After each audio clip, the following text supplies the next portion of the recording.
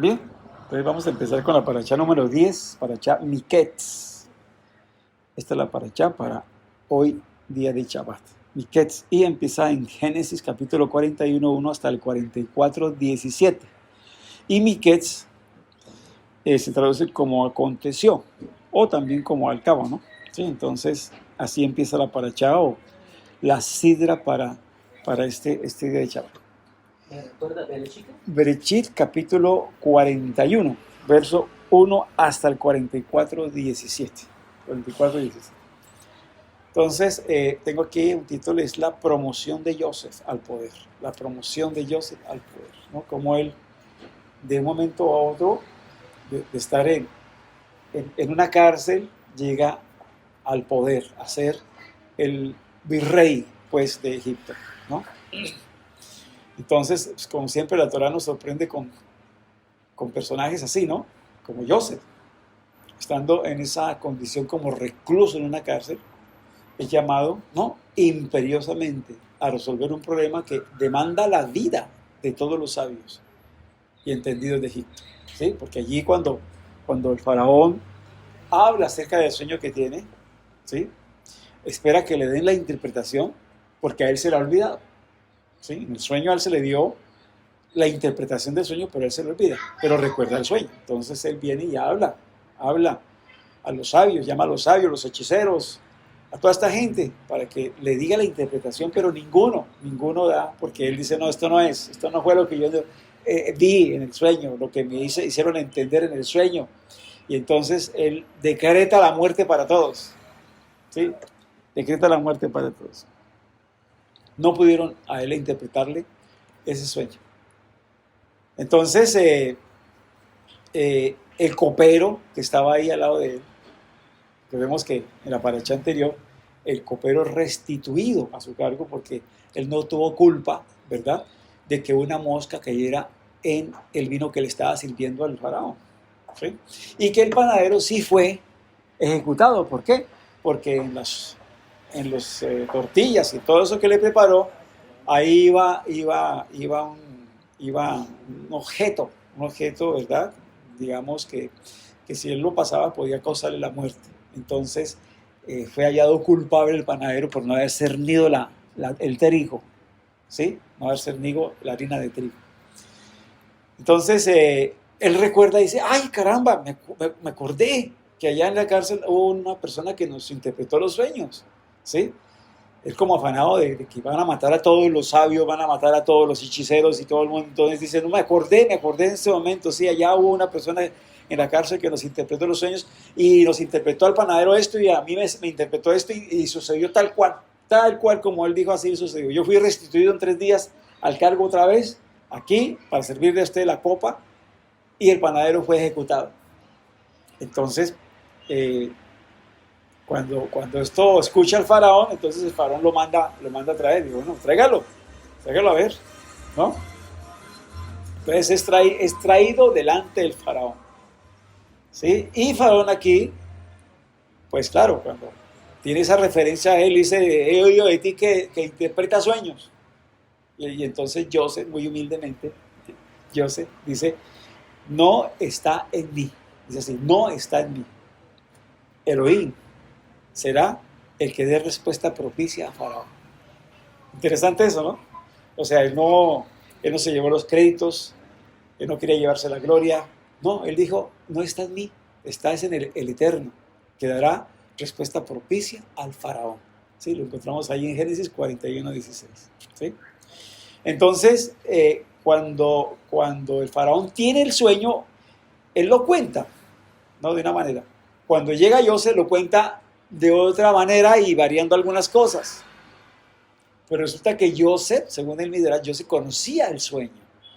Y entonces le detalla todo en el sueño, se lo detalla, ¿sí? Y entonces le dice, las vacas gordas estaban allí junto al río y las flacas se pararon ahí junto a las gordas. Y él, se pararon, uy, pero ¿cómo supo que se pararon? ¿Verdad? Yo vi eso, que se habían parado allí y que después se las tragaron, ¿no? Y además de eso, entonces empieza a darle la interpretación del sueño, ¿sí? de las vacas gordas, de las vacas flacas, de las espigas bien robustas y de las espigas escuálidas, ¿no? De las 7 y de las 7. Y entonces dice, es un solo sueño. 7 años hay aquí, ¿verdad? Va a haber abundancia, pero va a haber otros 7 años donde no va a haber abundancia y entonces, ¿no? Va a haber hambre en toda la tierra. Y entonces viene y le da a él la solución. Le da la solución. Dice, bueno, ahora pues búsquese una persona para que, ¿no? Haga esto y esto y esto y esto. Entonces nosotros nos preguntaríamos, en este momento nos preguntaríamos, ¿cómo es posible o cómo pudo el faraón poner a una persona recién conocida en semejante cargo? O sea, darle a él el manejo, el tejemaneje de toda la nación. ¿Sí? O sea, ¿cómo es posible que él haya dado la administración de Hacienda y de la economía a una persona que apenas recién la conocía y tal vez resolviéndole el sueño y dándole la interpretación duraría máximo, digo yo, 20 minutos? 20 minutos. Y era la primera vez que lo veía. Entonces, ¿cómo es posible que lo pone en el cargo? O sea, eso, para nosotros eso, o sea, no cabe. No cabe. ¿Cómo así que lo va a poner con semejante responsabilidad? Y una persona que está en la cárcel, un exconvicto. ¿Ah? Le das su anillo, le das ropas reales y lo manda en el carruaje real y bueno, este es el virrey. Y además de eso dice, y ninguno va a mover un pie, ninguno va a mover un pie o una mano sin que él lo autorice. O sea, esto es cosa fuera de serie. Fuera de serie, ¿no? ¿Está preguntando? ¿Cómo? ¿Está preguntando? No. O sea, estoy diciendo, ¿no? ¿Cómo pudo? ¿Cómo pudo? O sea, ¿de qué manera? O sea, ¿por qué? Ahora, ¿por qué reconoció el faraón que ellos tenía el Espíritu de Dios, por ejemplo? ¿Por qué? ¿Por qué reconoció él que él tenía el Espíritu de Dios? O sea, ¿qué lo llevó a decir, este tiene el Espíritu de Dios? ¿Y por qué acepta? Aquí algo que no se le preguntó a José. A José no se le preguntó, bueno, ¿usted qué opina? ¿Qué debemos hacer? O sea, a José se le llamó para que interpretara el sueño, pero no para que le diera la solución al problema que se iba a presentar. ¿Y por qué aquí José le va diciendo, y aquí, así, así, usted tiene que hacer? O sea, ¿quién le preguntó a él? No hay ninguna parte que el faraón le haya dicho a él, bueno, ¿y usted qué opina? ¿Cómo que debemos hacer? ¿O cómo resolvemos este problema? No, nada, sino que aquí él fue hablando. Fue hablando de cómo resolver el problema. Interesante esto, ¿no? Tiene que ver mucho con la autoridad. ¿Ah? Tiene que ver mucho con la autoridad. ¿Será? Pero ya debería haber tenido fama. Pues de pronto de buen administrador sí, porque administró la casa de Potifar. Después resultó administrando la cárcel. ¿Sí? Entonces, bueno, podríamos decir que tuvo referencias allí. Entonces, pues dijo, bueno, tal vez Faraón dijo, bueno, sí, ya algo escuché que usted no atendió allá bien la casa de Potifar y ahora está encargado de la casa y todo lo hizo bien. Entonces, yo como que le creo y lo voy a poner a usted a administrar también esto. Podríamos pensar, claro, podríamos pensar eso, ¿cierto? ¿Sí? ¿Por qué dijo usted, este es el hombre que tiene el espíritu divino, que tiene el espíritu de Elohim? ¿Por qué lo dijo? ¿Qué vio Faraón? O sea, ¿qué sucedió aquí? ¿Por qué llegó hasta ese punto? ¿Ah? También puede ser porque ellos también tenían sus dioses. Claro que los tenían. Y para ellos, el Dios, creo que el Dios que interpreta los sueños, para ellos, creo que... Pero pues tendrá también la facultad para Claro, ponerlo en este cargo, ¿no? Entonces, vea, cuando uno lee allí la Torá, uno piensa que simplemente es el sueño, o sea, que es el sueño de las 7 vacas gordas, de las 7 vacas flacas, que son las 7 espigas robustas y las otras escuálidas, las 7 espigas escuálidas y ya, y que ese fue el sueño y entonces que uno puede pensar en ese momento, entonces a él se le vino ya la interpretación y empezó a interpretarle, uno puede pensar eso, ¿no? ¿Cierto? Uno puede pensar, pero resulta que Faraón, cuando tuvo este sueño, él vio el sueño, él conoció la interpretación del sueño y él supo la solución del sueño. O sea, todo se le dio a Faraón, pero él olvidó la interpretación y la solución. Él olvidó. Y por eso él cuenta el sueño. él le dice el sueño a sus sabios, a sus hechiceros. Le dice, yo soñé con estas 7 vacas, con estas otras 7 vacas, con estas espigas. Este es el sueño. Deme la interpretación, deme qué significa esto. Yo lo olvidé, yo sé. Si ustedes me lo dicen, yo lo recuerdo. Si no me lo dicen, es porque ustedes no saben interpretar y no saben nada de esto y tal. Pero llegó José y le da la interpretación de las 7 vacas y las 7 espigas. Además de eso, le da la solución. Por eso es que él le da la solución, porque él ya sabía. El faraón ya sabía la solución, la interpretación y la solución, sino que se le había olvidado. Entonces, cuando él escucha todo esto, dice, ¿quién se lo dijo a José? ¿Quién pudo habérselo dicho a José? Únicamente Dios. Dios que sabe todas las cosas. Se lo pudo revelar, porque esto nadie lo sabía, yo se lo conté, ni yo lo supe, o sea, yo lo supe, pero se me olvidó. Y vea, me lo refrescó, y es así tal cual como él lo dice. La interpretación más la solución tal cual como él la dice. Por eso él no chistó. Él no chistó, o sea, él dijo, ¿en dónde vamos a hallar una persona así con el Espíritu de Dios? ¿Ah? ¿En dónde? Él es usted, punto. Es más, hasta en el sueño él pudo haber recibido, y la persona que te diga y te revele esto, ese es el que es señalado para resolver el problema. Entonces, ¿él qué más podía hacer? No, este es el hombre, punto, se acabó, no hay más otro. Lo ponga usted, tenga el anillo, tenga la ropa, súbase el carruaje, hágale. Es usted la persona. Y lo bueno es que a todos les pareció también lo mismo. O sea, que no solamente al faraón, sino dice que a todos les pareció muy bien lo que dijo Dios. Entonces, ahí está el respaldo, obviamente, ¿no?, a la verdad que el Eterno le estaba revelando al faraón. Entonces, no era únicamente la interpretación del sueño, sino también la solución. Y por eso él, sin que el faraón le dijera, bueno, ¿y cuál es la solución? ¿O qué opinas tú? No, él fue diciendo todo. Él fue diciendo absolutamente todo. El sueño fue este, y le corrigió al faraón, porque dice, miras que le corrigió algunos detalles que había omitido, ¿sí? Le dijo, las vacas estaban allí en el río Nilo, ahí, ¿verdad? Y llegaron las otras flacas y se pararon junto a las gordas, y después la devoraron. Sí, entonces, claro, faraón, cuando ve todos esos detalles, este tipo pues está detallando tal cual el sueño que tuve yo, ¿sí? Y entonces, una vez que le dice de qué consiste los 7 años de abundancia, los 7 años de escasez, entonces viene y le dice, y búsquese el faraón, ¿verdad? Un hombre que haga esto y que administre, que quinte la tierra, que no sé qué, y eso escuchó en el sueño, pues esto mismo es, esto es. ¿Y quién más que él? ¿Quién más que él? Él es el elegido, punto. Ustedes, punto, tengan el anillo.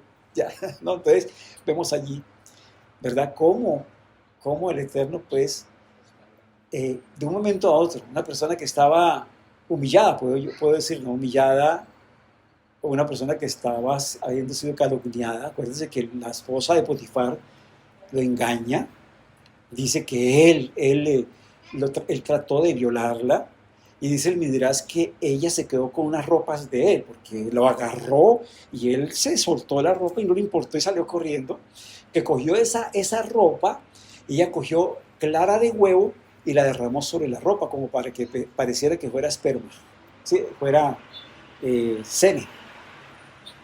Imagínense, y le mostró eso a quién, se lo mostró a Potifar, su esposo. Este hombre vino aquí a abusar de mí, mira la ropa que dejó y mira lo que hay en la ropa.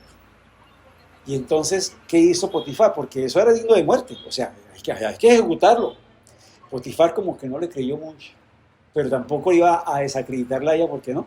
Entonces, ¿qué hizo Potifar? Calentó agua y se la echó a eso cristalino que estaba ahí, o sea, la clara de huevo. Y la clara de huevo se cocinó. Se apelmazó. Usted sabe que eso se vuelve duro.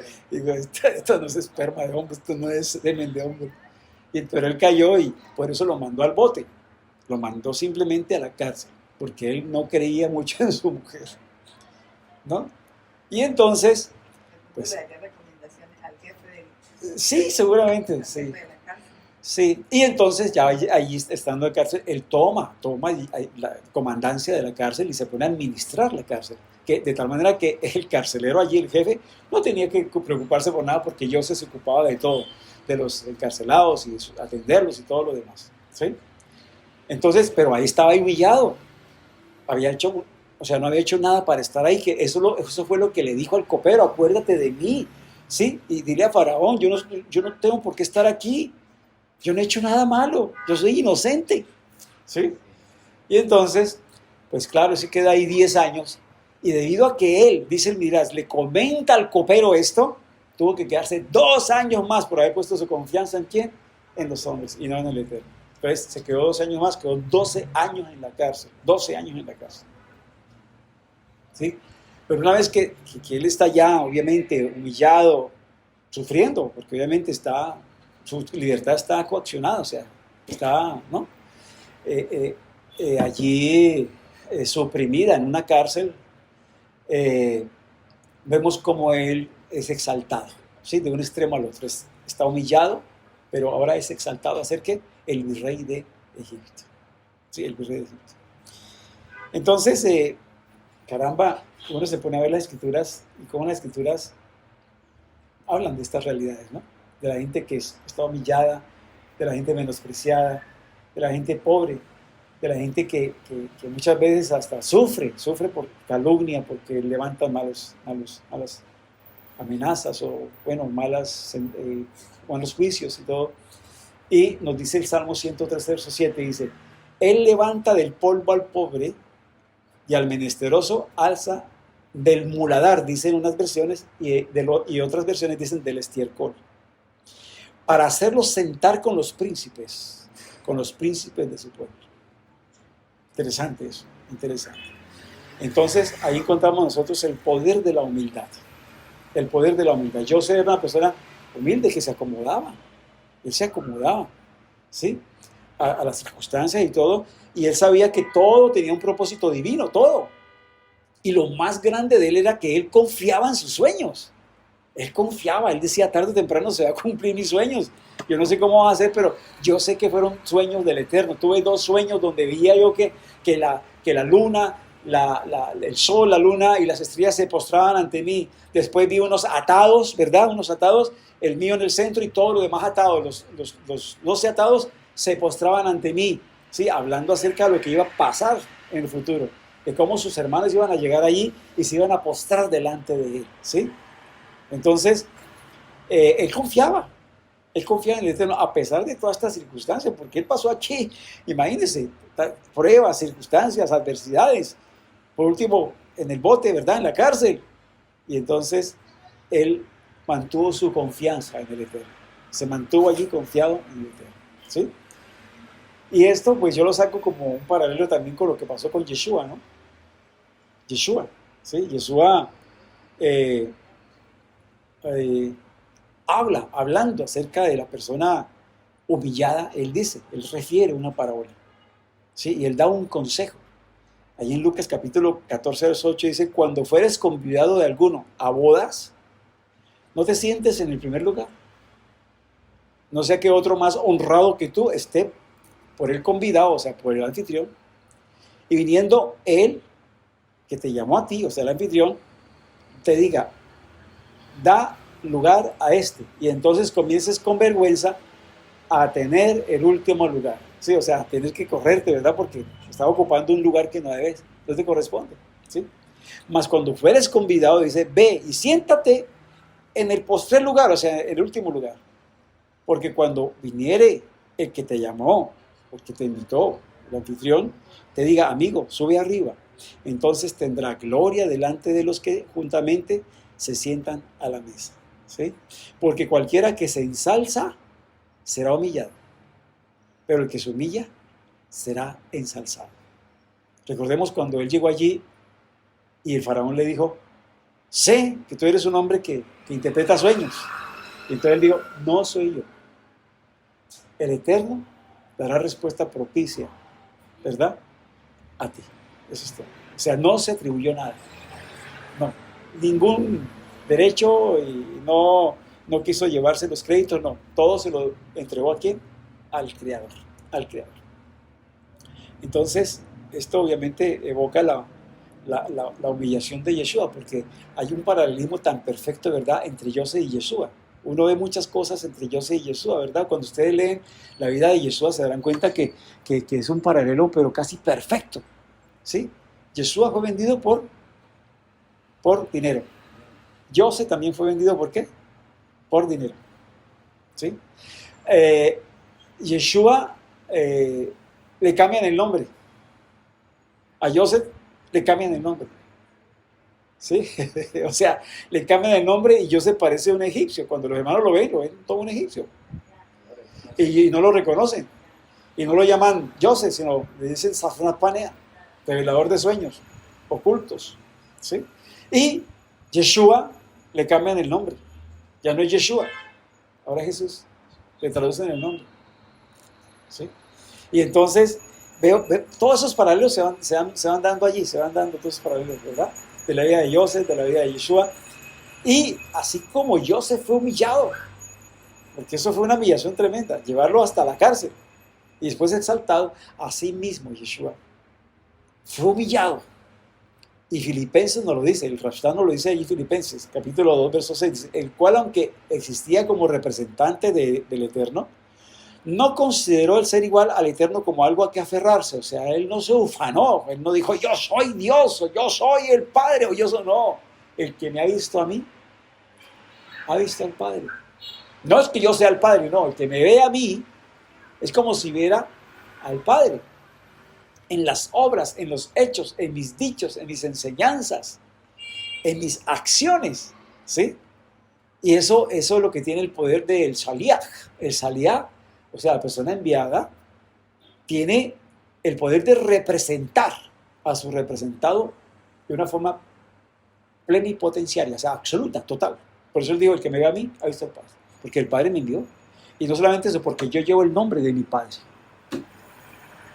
Yeshua lleva el nombre del Padre. O sea que él es el representante legal del Padre. ¿Sí? Y entonces, dice aquí, ¿verdad?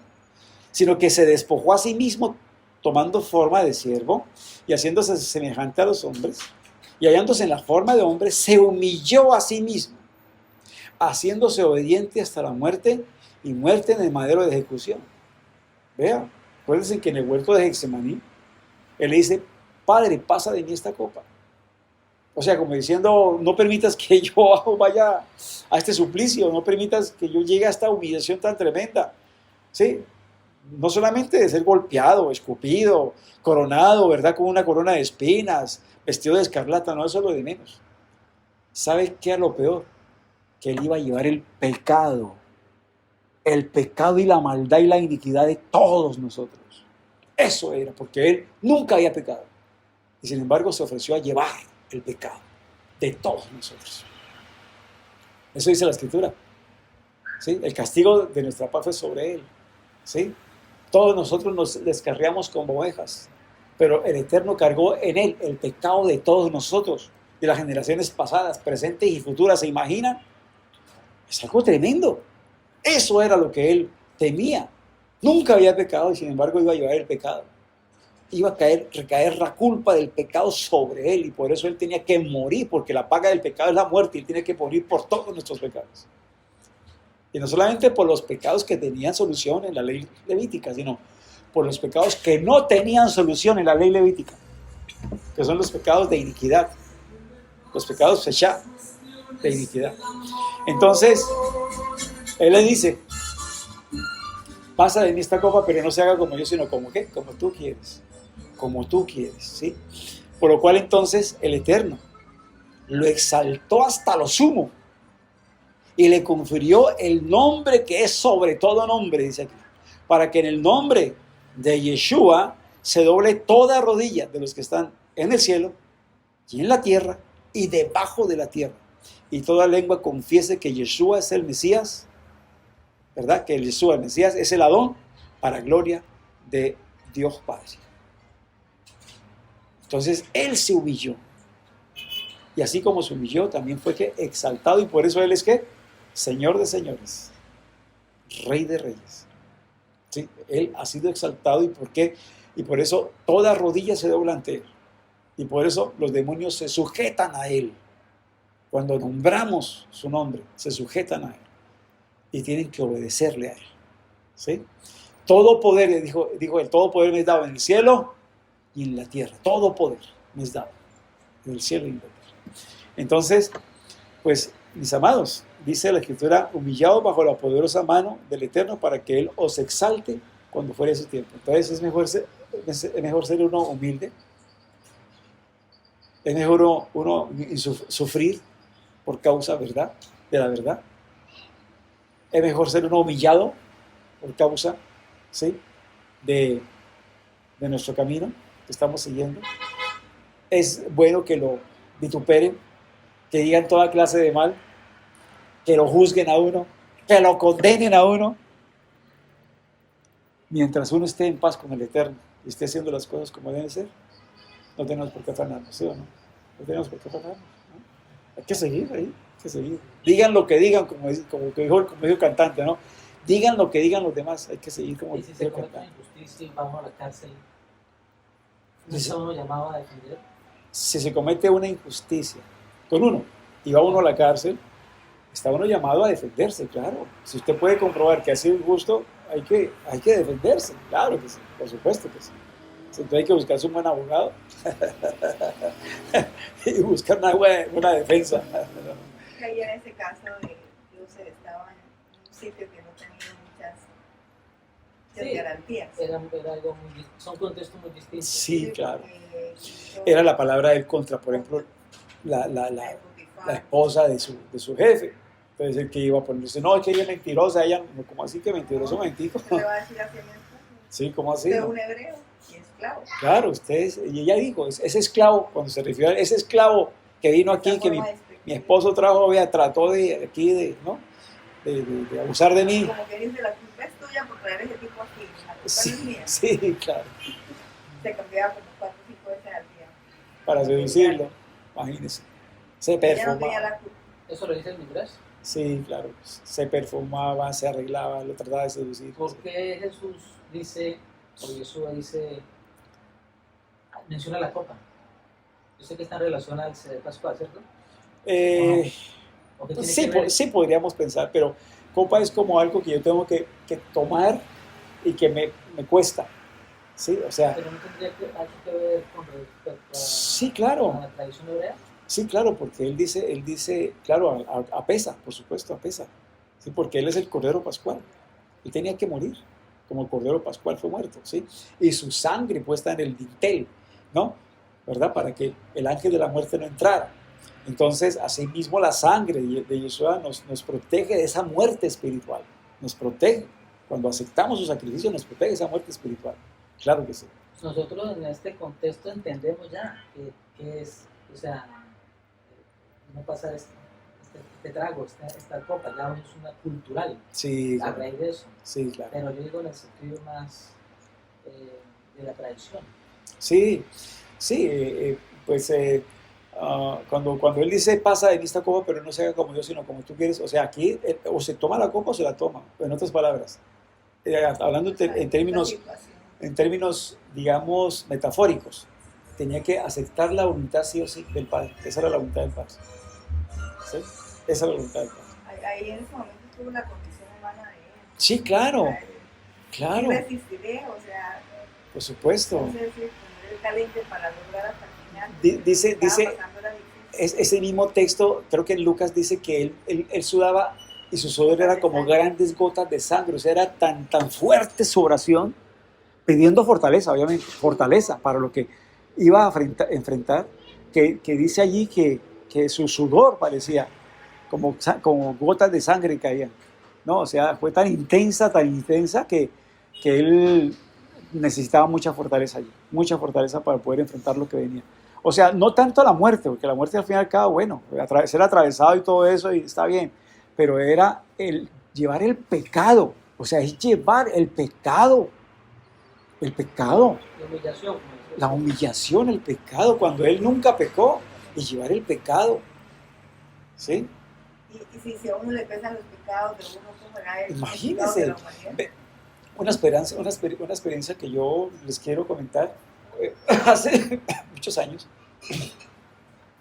me puse a interceder por la familia, por toda la familia, ¿sí? Es como, por ejemplo, Rosso, su apellido, ¿verdad, Rosso? Rozo. Entonces tuvo horas por todos los Rozos, por toda la familia Rozo, Y también por la otra familia. ¿Cuál es tu segundo apellido? Sandoval. Sandoval. Entonces tú vienes y por los Rozos y por los Sandoval. Y empiezas a hacerte fila.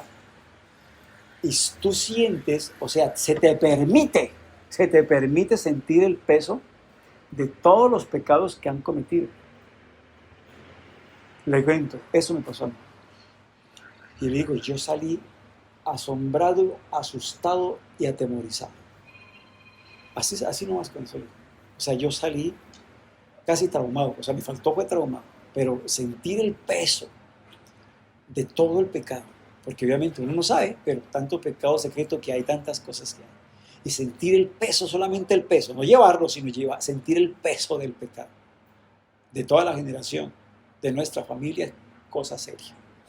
Entonces, él era, sí, claro, no era por su familia. Que no era cualquier pecadito. Vea, imagínense, la familia decía, ni sus hermanos creían en él. Eso está escrito en los evangelios. Es más, dicen los evangelios, su familia pensaba que él estaba fuera de sí, o sea, estaba como que alucinando. ¿Cómo así? Que el Mesías, ¿qué pasa aquí? ¿Qué pasó con él? ¿Sí? En la que se está metiendo. Que fueron a llamarlo, la mamá fue allá con los hermanos, vea, tus hermanos allá te llaman, venga, sí, por favor, sal, entenderlo, porque, o sea, está fuera de sí, ¿qué está pasando? Está haciendo cosas que nada que ver, ¿sí? No creían en él. Entonces, vea la oposición que él tenía, ¿sí? Y hasta dónde él fue humillado, pero también hasta dónde fue exaltado, ¿sí? Entonces, que podamos aprender de esto, ¿verdad? Que no hay como la humildad, no hay como estar uno en la verdad, no hay como uno tratar siempre. No de quedar bien con la gente, no, uno no tiene por qué esmerarse por quedar bien con la gente. La idea es quedar bien con el Eterno. Cuando tratamos de quedar bien con el Eterno, lo demás viene por añadidura. Porque Él lo sabe todo, Él lo conoce todo. Entonces la idea aquí es quedar bien siempre y estar en buena relación con el Eterno. Porque cuando estamos en buena relación con el Eterno, se encarga de todos los demás. Es más, Él dice, cuando uno está bien con el Eterno, Él hace que a sus enemigos, inclusive a los enemigos que uno tiene, estén en paz con uno. Él mismo lo hace. Entonces, aquí la idea es estar bien con el Eterno, estar muy bien con Él, ¿no? Tener esa relación íntima con Él, tratarle de agradar y tratar de obedecer, y entonces todo lo demás se va a dar, ¿sí? Con mucha humildad, dándole los reconocimientos a Él, y andando siempre en el camino de la verdad, el camino de la integridad. Amén. Que vayamos, que esta enseñanza, ¿verdad? Y sobre todo lo que nos enseña aquí Joseph, lo podamos entender, lo podamos asimilar. Por eso la escritura allí, algo que me asombra es que dice, y el Eterno estaba con Joseph. Lo dice varias veces, y el Eterno estaba con Joseph, y el Eterno estaba con Joseph. Y mi pregunta hace 8 días fue, ¿y nosotros estamos con el Eterno? Porque bonito es que el Eterno está con uno, sí, bonito. Pero estamos nosotros con Él. Estamos nosotros con Él. ¿Qué es estar con Él? Andando sus caminos, obedeciendo lo que Él nos dice, caminando a la altura de la verdad que aprendemos. Que el Eterno nos ayude. Amén. Nos guíe y nos ayude. Voy a parar aquí la grabación.